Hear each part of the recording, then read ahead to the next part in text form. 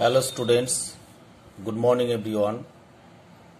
Previous ক্লাসে আমরা chemical bonding চ্যাপ্টারের ফ্যাজান্টস রুল ডিটেলস ডিসকাস করেছিলাম। আজকে আমরা কোভ্যালেন্ট বন্ডের কিছু এক্সেপশন কেস, কোনো কম্পাউন্ডের অক্টেট এক্সপ্যানশন, অক্টেট ইনকমপ্লিট, এই টাইপের কিছু ডিসকাস করব। ফার্স্ট পয়েন্ট আমরা করব octet incomplete of central element. Octet incomplete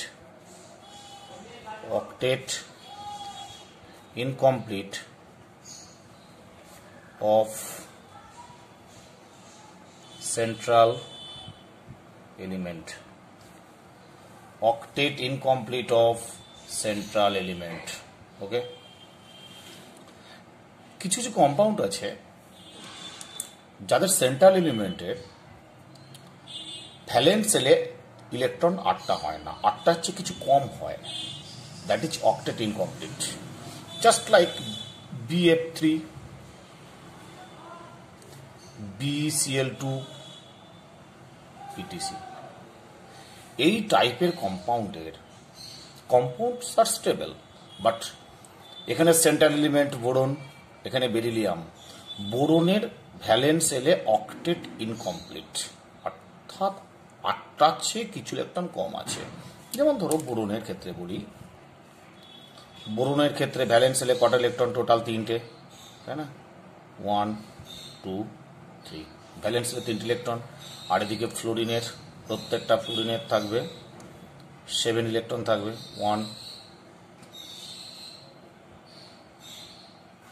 7 electron থাকবে।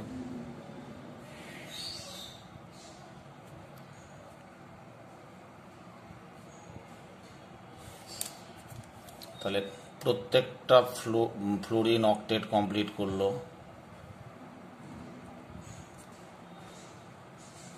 বাট বোরনের ক্ষেত্রে টোটাল ইলেকট্রন 6, 3টে নিজস্ব, 3টে ফ্লোরিনের কাছ থেকে নিল। তাহলে বোরনের নিজস্ব ইলেকট্রন কত হলো? 6টা। BF3 একটা কম্পাউন্ড হলো, বোরনের টোটাল ইলেকট্রন হলো 6টা, 6। বোরনের টোটাল ইলেকট্রন সমান হচ্ছে 6, দ্যাট ইজ অক্টেটে যে কম। সেম টাইপ BCl2 ক্ষেত্রে বির দুদিকে 2টো থাকবে, আর প্রত্যেকটা ক্লোরিনের ভ্যালেন্স সেলে 7টা করে থাকবে, হয়েছে 7টা করে থাকবে।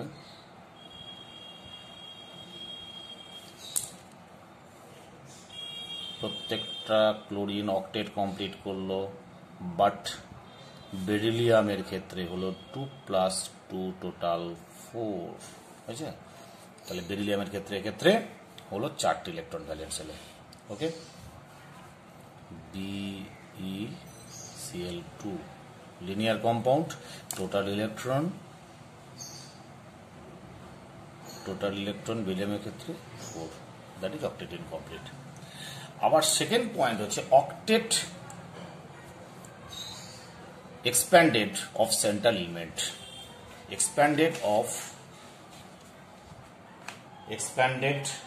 octet of the central element, 2 number point.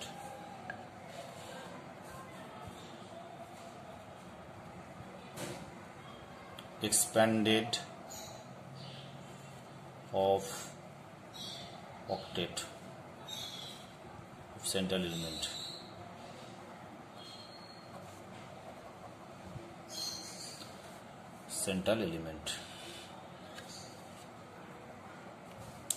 কিছু কিছু কম্পাউন্ড আছে যাদের অক্টেট এক্সপ্যান্ড করে। যেমন ধরো PCl5, ফসফরাসের 5টা আর 5টা ক্লোরিনের কাছ থেকে 5টা, টোটাল ইলেকট্রন কটা হবে? 10টা হবে, হয়েছে। SF6, সালফারের কটা? সালফারের 6টা আর ফ্লোরিনের কাছ থেকে 6টা, তাহলে টোটাল ইলেকট্রন হলো 12। IF7 একটা ইন্টার হ্যালোজেন কম্পাউন্ড, IF7, আয়োডিনের ভ্যালেন্স সেলে 7টা আর ফ্লোরিনের 7টা, টোটাল ইলেকট্রন হচ্ছে 14। ক্লিয়ার? এই হলো অক্টেট, 14 হলো টোটাল ইলেকট্রন। এই হলো অক্টেট এক্সপ্যানশন। ওকে, তাহলে কিছু কিছু কম্পাউন্ডের অক্টেট ইনকমপ্লিট থাকে তা তো স্টেবল তারা, আবার কিছু কিছু কম্পাউন্ডের অক্টেট এক্সপ্যানশন হয়, 8টার চেয়ে বেশি হয়, তা তো তারা স্টেবল। বুঝছে? এবার আমরা পড়বো আজকে valence bond theory of covalent compound. Covalent কম্পাউন্ডকে এক্সপ্লেন করতে গেলে আমরা আজকে পড়বো valence bond theory. Valence bond theory, valence bond theory, শর্টে আমরা বলবো একে VBT. VBT, valence bond theory.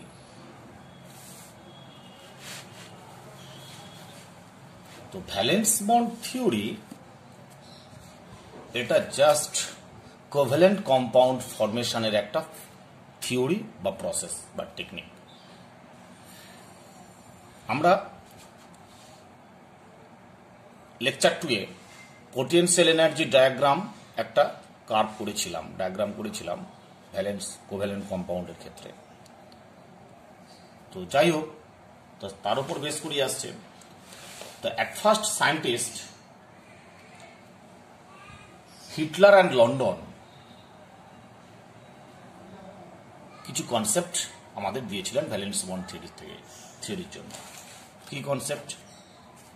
First, valence bond theory was proposed by Hitler and London. Hitler, green color. First proposed by Hitler and London. Hitler and London. First valence bond theory approach করেছিল Heitler and London. আচ্ছা, এনারা কি বলেছিলেন? First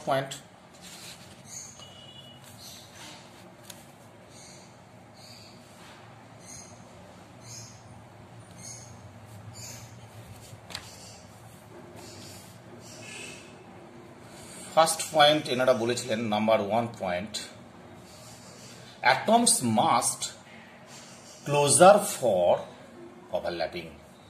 Atoms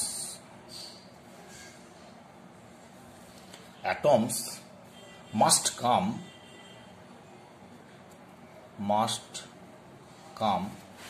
closer for overlapping.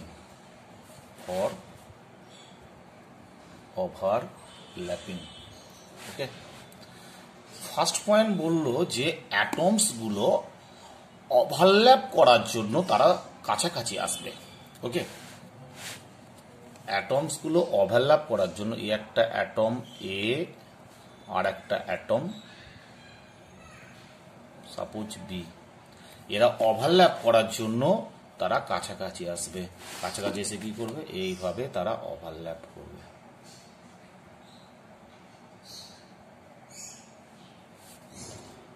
এটা nucleus আছে, এর একটা electron ধরো, এর একটা ইলেকট্রন ধরো, দিয়ে দুটো ইলেকট্রন এখানে এলো। Atoms must come closer for overlapping. এইটা দেখো আমরা সেই গ্রাফিক্যালি রিপ্রেজেন্টেশন করেছিলাম একটু আগে, তোমাদের দেখাই বিফোর দ্য লেকচার।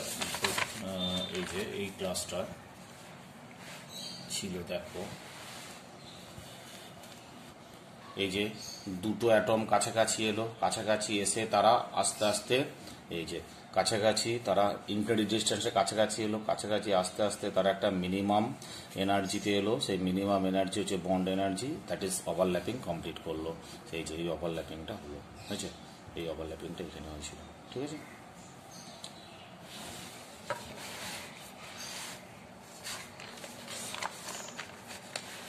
তাহলে কি হলো? দুটো অ্যাটম কাছাকাছি এলো ওভারল্যাপ করার জন্য। Second point, orbital configuration.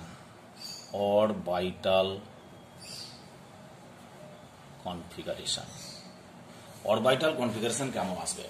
দেখো, যখন দুটো অরবিটাল অ্যাকচুয়ালি বন্ড ফরমেশন করতে গেলে ইলেকট্রন শেয়ার করতে হয়। তো কোভ্যালেন্ট বন্ড ফরমেশন হয় ইলেকট্রন শেয়ার করে।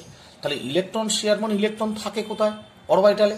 তাহলে অরবিটাল গুলো কাছাকাছি আসতে হবে। দুটো ডিফারেন্ট অরবিটাল যখন ওভারল্যাপিং করতে চাইছে দুটো ডিফারেন্ট অরবিটাল, ধরো suppose A and B, A orbital and B orbital, এই অরবিটালে একটা ইলেকট্রন, বি অরবিটালে একটা ইলেকট্রন, এই দুটো অরবিটালে কাছাকাছি এলে দ্যাট ইজ তখন ওভারল্যাপিংটা হবে। সাপোজ ধরো এই রকম একটা অরবিটাল আছে, একটা অরবিটাল, এটা এ অরবিটাল, এখানে একটা ইলেকট্রন আছে প্লাস একটা বি অরবিটাল, ধরো এখানে একটা ইলেকট্রন আছে বি অরবিটাল, এটা হাফ ফিল্ড, এটা হাফ ফিল্ড, ও সরি, এইটা এদিকে রোটেশন হবে, স্পিন হবে, এটা উপরে রোটেশন হবে, দুটো অপোজিট স্পিন থাকতে হবে দুটো ইলেকট্রনে। এবার তারা যখন ওভারল্যাপিং করতে চাইছে, ওভারল্যাপিং করার পর কি ফিগারটা আসবে,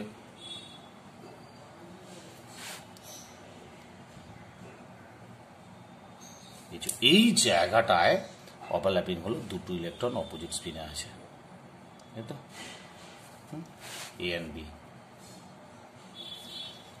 ওকে, তার মানে এটা কেস এ, এটা কেস এ, আর কেস বি কি তো কি হবে, ধরো দুটো যে অরবিটাল করেছি, এর একটা ইলেকট্রন, এর একটা ইলেকট্রন অ্যান্টি প্যারালাল স্পিনে আছে, অপোজিট স্পিনে আছে।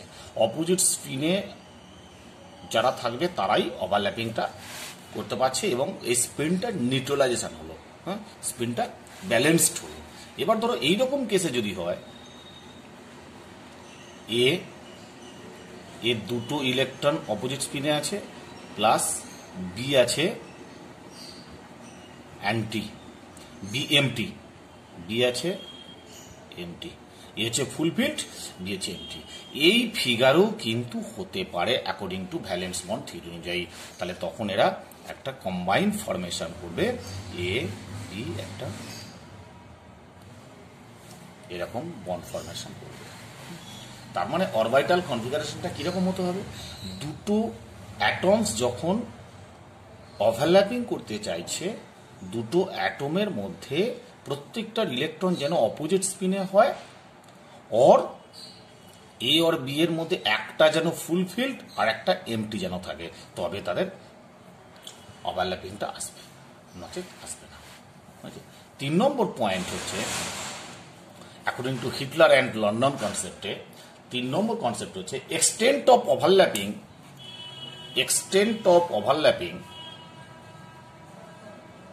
extent of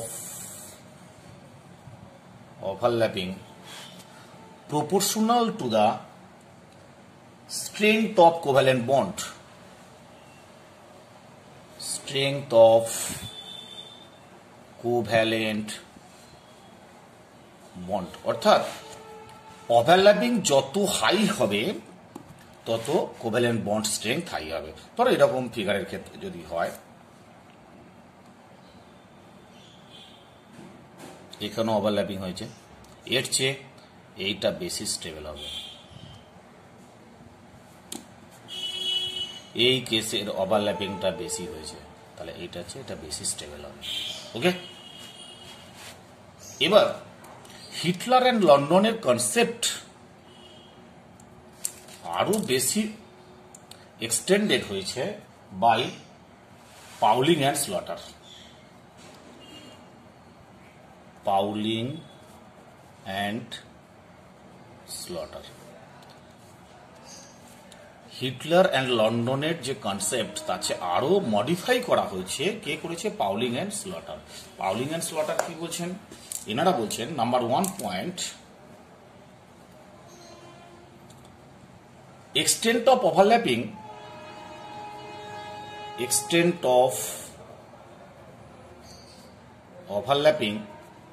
depends on two factors, mainly a point, nature of overlapping orbitals, nature of overlapping orbitals, nature of overlapping orbitals। ওকে, অর্থাৎ ওভারল্যাপিং যে অরবিটালের ওভারল্যাপিং করলো তার নেচারের উপর ডিপেন্ডস করছে। আর বি পয়েন্ট হচ্ছে nature of overlapping, nature of overlapping. আচ্ছা দেখো, এই দুটো পয়েন্ট খুব ভাইটাল। কেন ভাইটাল? পাউলি আর স্লটার এই দুটো পয়েন্টের উপর বেশি জোর দিয়েছেন। নেচার অফ ওভারল্যাপিং অরবাইটালস, অর্থাৎ কোন অরবাইটালের সঙ্গে ওভারল্যাপিং হচ্ছে।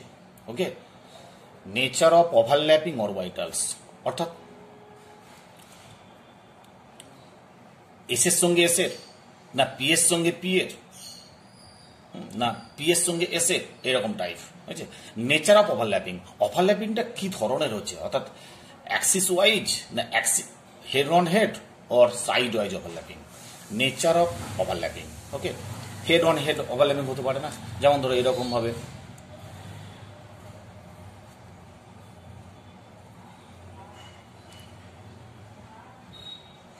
হেড অন হেড হতে পারে, আবার ধরো সাইড ওয়াইজ হতে পারে, এরকম সাইড ওয়াইজ ওভারল্যাপিং হতে পারে। ওকে, তাহলে এটা হচ্ছে যখন ওভারল্যাপিং হয় হেড অন হেড, অর্থাৎ অ্যাক্সিয়াল পজিশনে যখন অ্যাক্সিস ওয়াইজ ওভারল্যাপিং যখন হয় তখন ফরমেশন হয় সিগমা বন্ড, আর যখন ল্যাটারাল ওভারল্যাপিং হয়, that is side wise overlapping যখন হয় তখন ফরমেশন হয় পাই বন্ড। বুঝছে? তার মানে extent of overlapping depends on generally two factors. একটা হচ্ছে nature of overlapping. Nature of overlapping মানে হচ্ছে কি ধরনের ওভারল্যাপিং হয়, এস এর সঙ্গে পি এর হয়, না পি এর সঙ্গে পি এর হয়, না এস এর সঙ্গে এস এর হয়। বুঝছে? কি ধরনের ওভারল্যাপিং হয়, সে তারপরে পয়েন্ট আছে নেচার অফ ওভারল্যাপিং, অর্থাৎ ওভারল্যাপিংটা হেড অন হেড হবে, অর্থাৎ অ্যাক্সিয়াল পজিশন হবে, না side wise or lateral overlapping হবে। বুঝছে?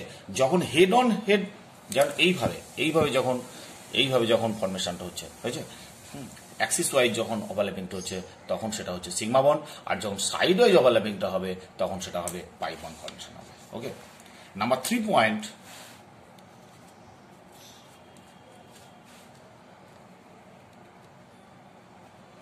more closer to the nucleus, more will be the overlap. More closer the valence cells, more closer the valence cells, more closer the valence cells are to the nucleus, are to the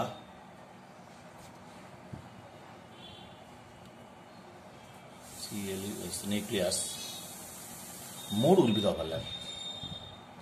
More will be the overlap. এর মানেটা কি? বলছে more closer the nucleus shells are to be, more closer the valence shells are to the nucleus, অর্থাৎ valence সেলটা যত নিউক্লিয়াসের কাছাকাছি থাকবে তত ওভারল্যাপিংটা বেশি হবে। ওকে, আর number D point, directional orbitals, খুব ভাইটাল পয়েন্ট একটা। ডিরেকশনাল, লালে লিখছি, directional orbitals, directional orbitals show more overlap, show more overlap. Directional orbital কোনগুলো? যেমন এস অরবাইটাল ডিরেকশনাল নয়, পি অরবাইটাল ডিরেকশনাল। হয়েছে? তার মানে এখানে তাহলে রুলটা কি দাঁড়ালো, যে অরবাইটালগুলো ডিরেকশনাল সেই অরবাইটালগুলোর ওভারল্যাপিং পাওয়ার বেশি। তাহলে এখানে পি পি অরবাইটালের ওভারল্যাপিং পাওয়ার সবচেয়ে বেশি হবে, স্ট্রেংথ বেশি হবে। তারপরে হবে এস পি, তারপরে হবে এস এস। ক্লিয়ার? অর্থাৎ যে অরবাইটালগুলো যত বেশি ডিরেকশনাল, ডাম্বেলস পি অরবাইটাল বেশি ডিরেকশনাল, এস হচ্ছে স্পেরিক্যাল ইউনিফর্মে থাকে, ডিরেকশনাল না। তাহলে পি পি ওভারল্যাপিং, ডিরেকশনাল অরবাইটালের ওভারল্যাপিং বেশি স্ট্রং হবে। ওকে, তারপরে S P S S. Clear? এই হলো তোমার ভ্যালেন্স বন্ডের পাউলিং অ্যান্ড স্লটারের কতগুলো রুল। ওকে, এবার আমি কিছু শো করতে চাইছি এখানে। দেখো,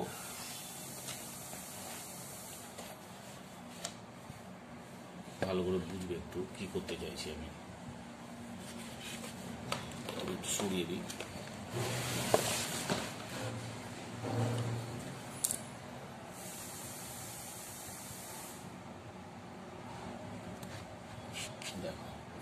আমরা ফার্স্ট করছি S S overlapping. S S overlapping হাইড্রোজেনের ক্ষেত্রে, হ্যাঁ, স্ফেরিক্যাল। হাইড্রোজেনের ক্ষেত্রে হাইড্রোজেন ইলেকট্রনিক কনফিগারেশন 1s1,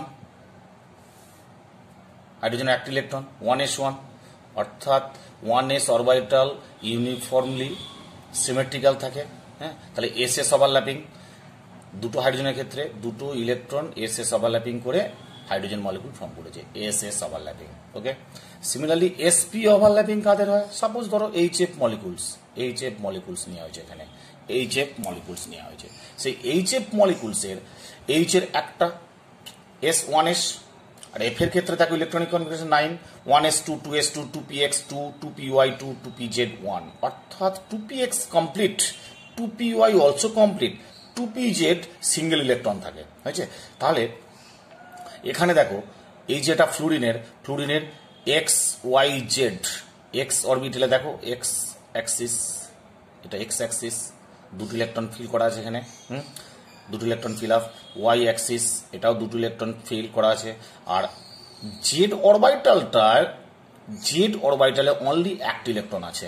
তাহলে হাইড্রোজেনের একটা ইলেকট্রন, একটা দুটো, তার মানে এখানে 1s প্লাস 2pz। ওকে, তাহলে হাইড্রোজেনের 1s আর ফ্লোরিনের হচ্ছে 2pz ভ্যাকেন্ট অরবিটাল, 1s1 আর 2pz1, এর একটা। এই দুটো ইলেকট্রন কিন্তু প্যারালাল স্পিনে রাখতে হবে, অ্যান্টি প্যারালাল স্পিন, অর্থাৎ এর যদি এদিকে আরো থাকে এর অপোজিট আরো থাকবে, হয়েছে। এই দুটো ইলেকট্রন মিলে একটা কোভ্যালেন্ট বন্ড এইচএফ ফরমেশন করেছে, হয়েছে।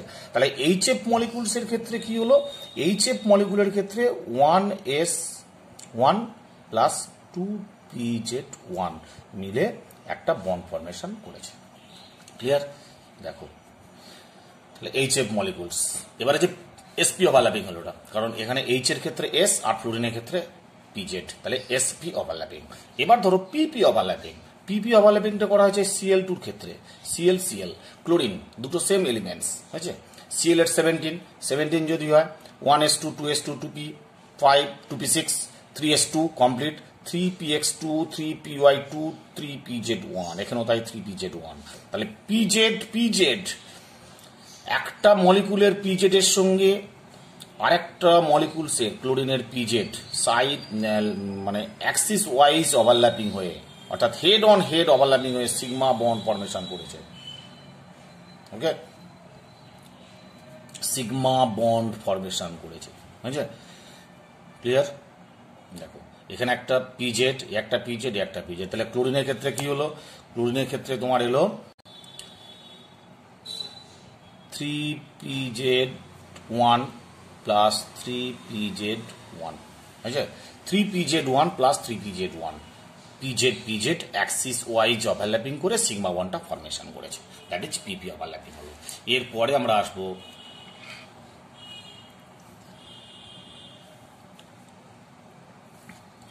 হাইব্রিড অরবিটালস, অর্থাৎ এখানে ওয়াটারের ক্ষেত্রে সেন্ট্রাল এলিমেন্ট অক্সিজেন, আর অক্সিজেনের electronic configuration 1s2, 2s2, 2px1, 2py, 2pz, বুঝছে? তাহলে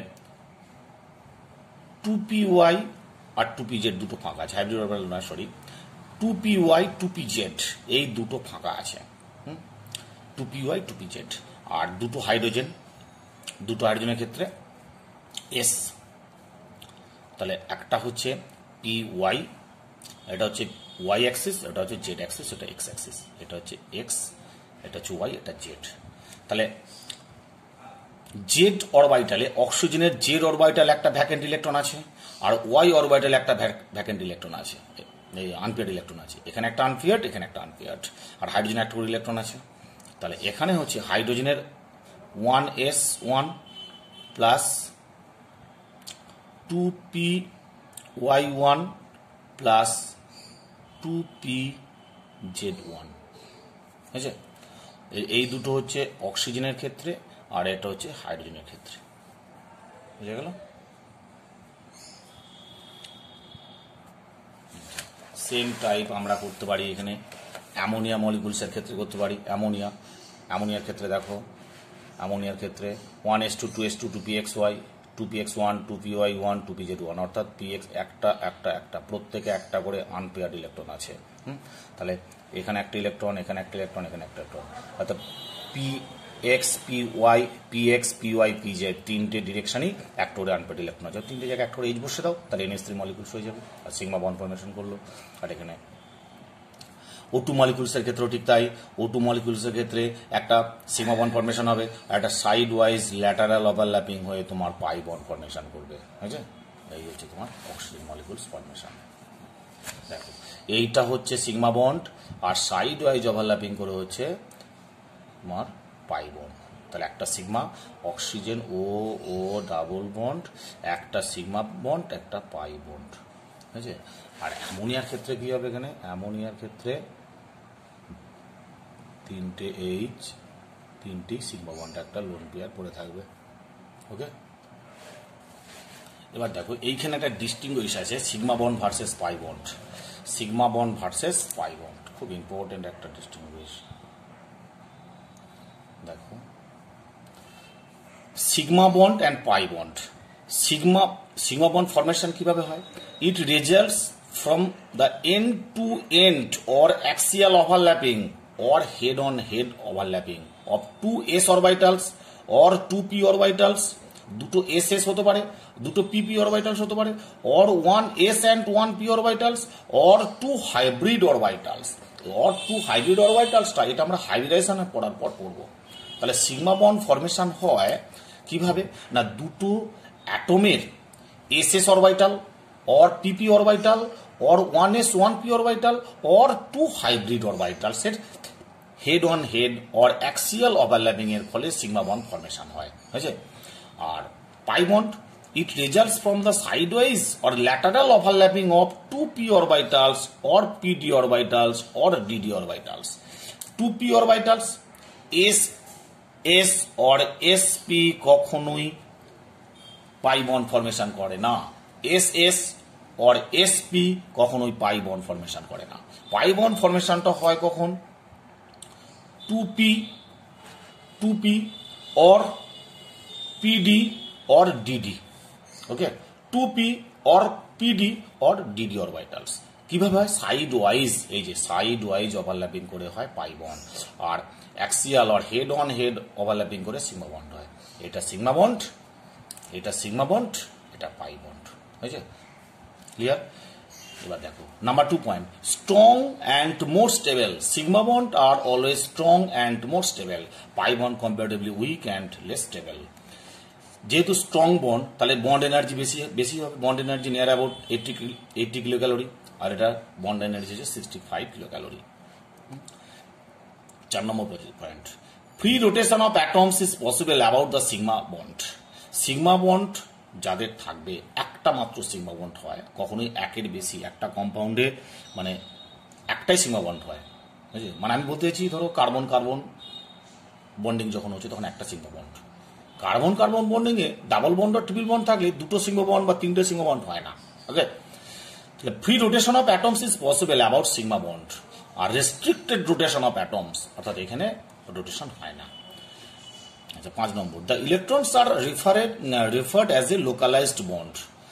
In pi bond, the electrons are held less firmly, thus can be easily dissociated or polarized by an external change, and hence the electrons are referred as mobile electrons. Actually দেখো pi bond হচ্ছে weak bond, side wise overlapping এর ফলে হয় বলে এটা ইলেকট্রনগুলো easily move করতে পারে, অর্থাৎ তোমার বন্ড ব্রেকিং এর সময় ইজিলি ব্রেক হয়ে যায়, আর রেজোনেন্সও ইজিলি টেক পার্ট করে, অর্থাৎ এটা মোবাইল ইলেকট্রন, ফ্রি ইলেকট্রনস, বুঝছে, can easily take part in bond chemical reaction, addition রিঅ্যাকশনে। এটা মনে রাখবে, sigma bond easily take part in substitution reaction, আর pi bond generally take part in addition reaction. Pi bond অর্গানিকের ক্ষেত্রে pi bond শুধুমাত্র addition reaction দেয়, আর সিগমা বন্ড সাবস্টিটিউশন রিঅ্যাকশন দেয়, সাবস্টিটিউশন, বুঝছে। 6 নম্বর point, the shape of the molecule determined by the sigma bonds present in the molecule. কোন একটা কম্পাউন্ডের ধরো 4টে বন্ডের মধ্যে 2টো সিগমা 2টো পাই, 4টে বন্ডের মধ্যে 2টো সিগমা 2টো পাই, দুটো সিগমা বন্ডের ওপর ডিপেন্ডস করছে কম্পাউন্ডটার শেপ বা orientation. Pi bond does not calculate the geometry of the compound. অর্থাৎ পাই বন্ড কখনো কোনো কম্পাউন্ডের জিওমেট্রি বা শেপ ক্যালকুলেট করতে পারে না, বুঝছে? কিন্তু সিগমা বন্ড জিওমেট্রি বা শেপ ক্যালকুলেট করতে পারে, বুঝছে?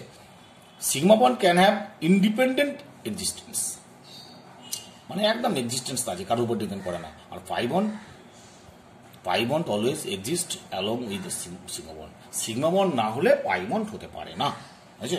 আর সিগমা বন্ড হওয়ার জন্য পাই বন্ডের দরকার হয় না। ক্লিয়ার? তাহলে লাস্ট আমি এক্সট্রা পয়েন্ট একটা কি বললাম, sigma bond take part in substitution reaction. Take part in substitution reaction. আর এটা কি করে না, অ্যাডিশন রিঅ্যাকশন দেয় অর্গানিকের ক্ষেত্রে, অ্যাডিশন রিঅ্যাকশন। ক্লিয়ার? এই হলো সিগমা বন্ড এন্ড পাই বন্ডের ডিস্টিংগুইশ, খুব ইম্পর্টেন্ট বোর্ড লেভেলের জন্য। দেখে না একটুখানি। তাহলে আজকে আমরা জেনারেলি ডিসকাস কি করলাম, valence bond theory. Valence bond থিওরিতে ডিসকাস করলাম ডিটেলস, আর কিছু অক্টেট ইনকমপ্লিট আর অক্টেট এক্সপ্যান্ডেড ডিসকাস করলাম।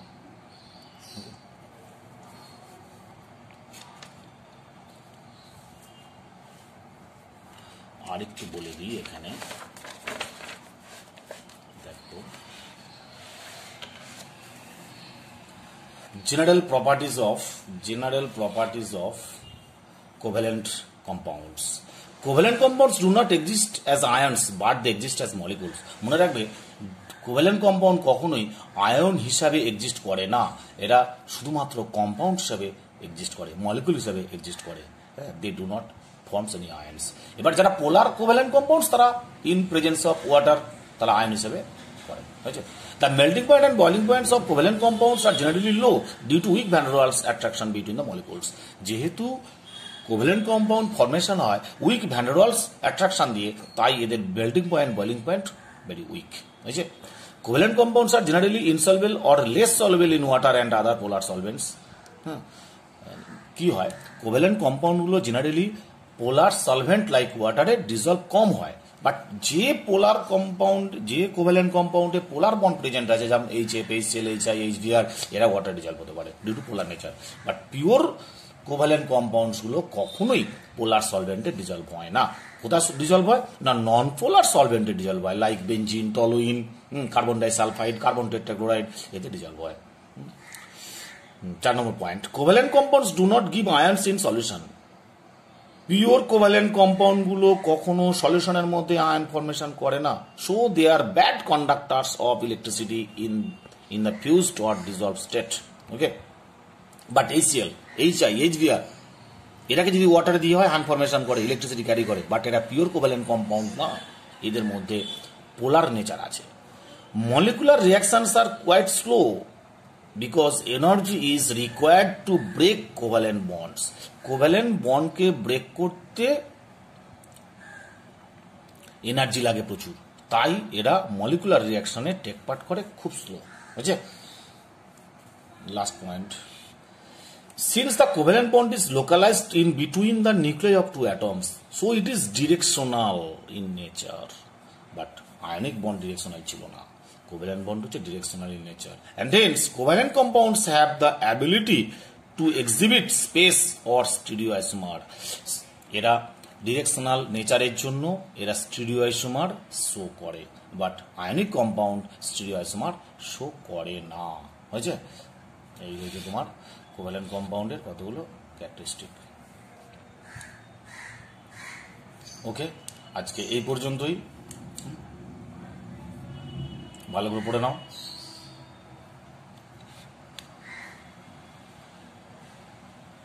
টাটা।